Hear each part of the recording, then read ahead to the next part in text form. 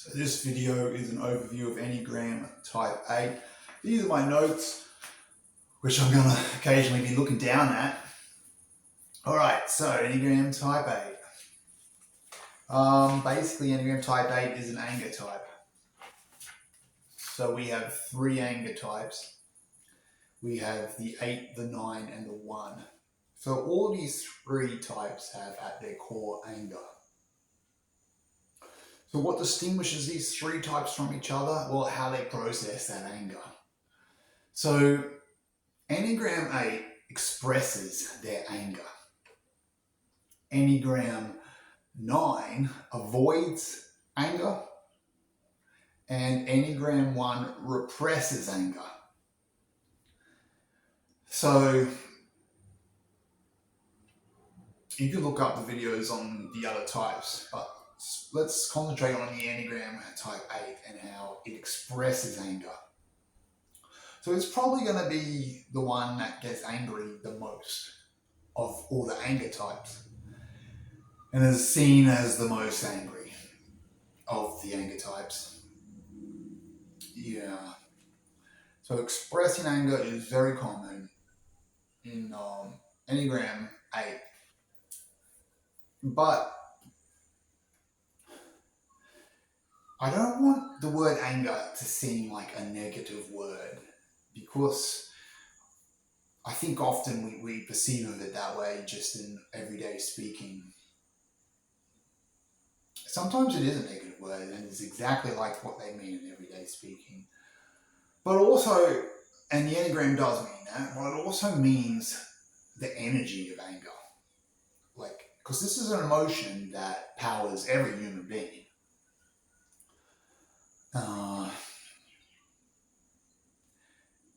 So the anger types are just predominantly powered by it compared to the other emotions, the other core emotions, fear and shame, or shamelessness. Shamelessness being one emotion, fear being one emotion, anger being the third of these, 3 core emotions. And the anger types are predominantly powered by anger. And so, to make this more simple, thinking of just anger as maybe this negative thing or even if you don't think of it as negative, maybe you think of it as appropriate, but it would be appropriate as a reaction against something negative. So if someone did something bad and you were angry, that might be positive, but it's still a reaction to something bad. But anger can itself be a force. It is a force that is not inherently associated with something bad happening or being bad itself. For example, often 8s see themselves as passionate. And what they're talking about here is a form of enthusiasm. And that's right too, to call it a form of passion. Because what it is, like enthusiasm and passion, what that is, it's like being involved. It's like jumping into things. So if you think of the idea of just going headfirst into something, jumping into something, being involved, being enthusiastic, going for something, this is like often a positive thing, but it's a positive thing in a certain type of way. It's a positive thing as like a form of movement that's like brisk and volatile, but it's positive, right? But it's just brisk and volatile and getting involved and all involved in it, like fully committed. Like full commitment is often seen as a good thing. Not that it isn't always a good thing. You could be fully committed to something bad, but just I'm trying to express these ideas that are part of the concept of anger, not just in the Enneagram, just in the emotion of anger. The emotion of anger isn't just that textbook definition of it. When you look at anger as a fundamental emotion that powers human beings, that's a part of it. Every human being, that's a part of the whole psychological makeup of every human being. there's more going on, and it is more like a form of, well, I see it as like a form of a change in state. Like if you go from uh, like calmness to high energy. It's like a high energy state. Let me just check my notes here. Yeah, so if you go from like uninvolved to a high energy, that movement, I often see that movement as anger. That movement, in a way, that movement from uninvolved to highly involved, that movement is anger. Maybe you could see it as like the increase in the revs per minute in the car. So when the car's revving up, the increase in speed, you could see that as anger. So these are ideas that, they relate to the idea of volatility, they relate to the idea of enthusiasm, they relate to the idea of passion. So all of these things are descriptions of what the Enneagram Type 8 is like. Yeah. Okay, so just referring back to the notes, words that describe the Enneagram Type 8: impulsive, that sort of relates to volatility and anger. Imposing or impose, so that's sort of like one of these sort of pushing words, impose. Inflict, that's another one of these pushing words where it's just something subtly involved. Something's in your face. This is words that relate to anger, words that relate to the Enneagram Type 8. And of course, we said the word passion. Enthusiasm, we said the word enthusiasm. And so,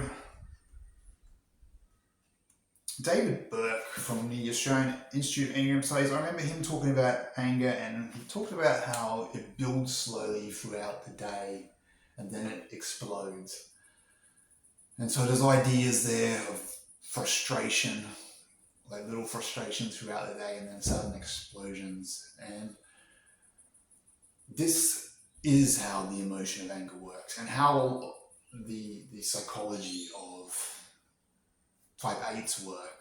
If you think of a boiling kettle, it gets hotter and hotter, and then suddenly it blows its top.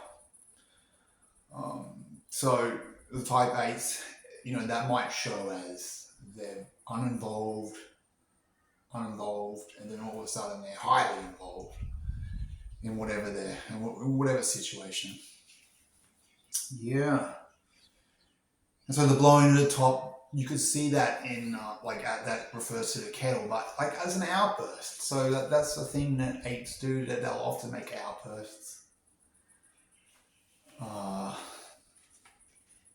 Angry outbursts, but also enthusiastic outbursts.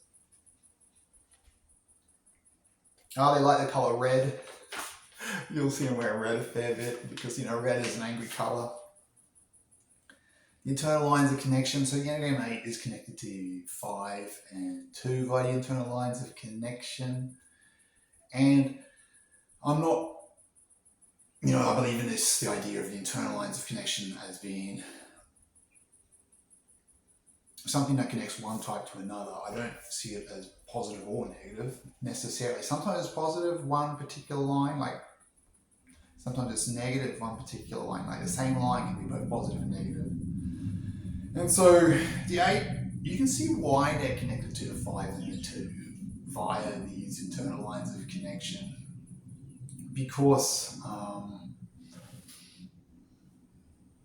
the 5 and the 2 help balance the 8. So for example, the 5 is more reserved and 8 speaks out a lot.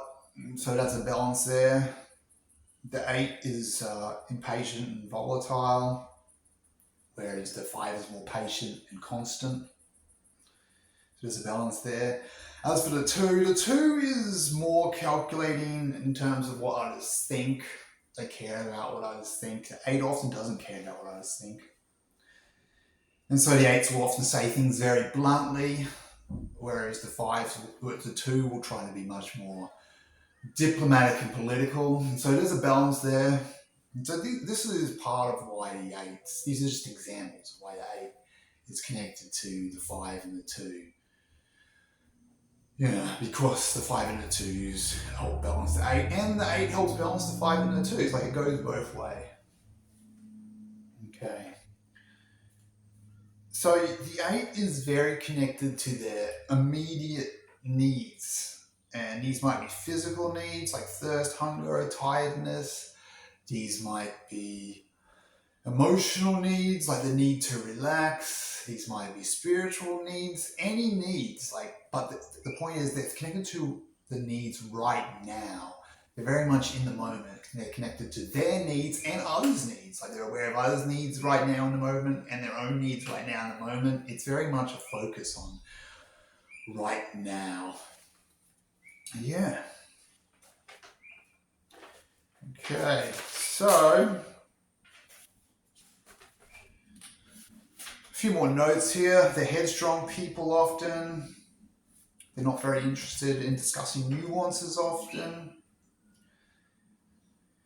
They think they have it all worked out, generally speaking, so that's why they're not interested in getting into the nuances and discussing things. I think this is the answer. Let's do it. Let's get it over and done with. That's normally their approach to things.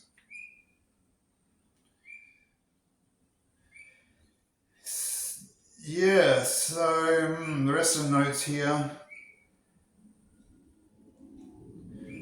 They like to grab the reins, so often they'll take on a leadership role. And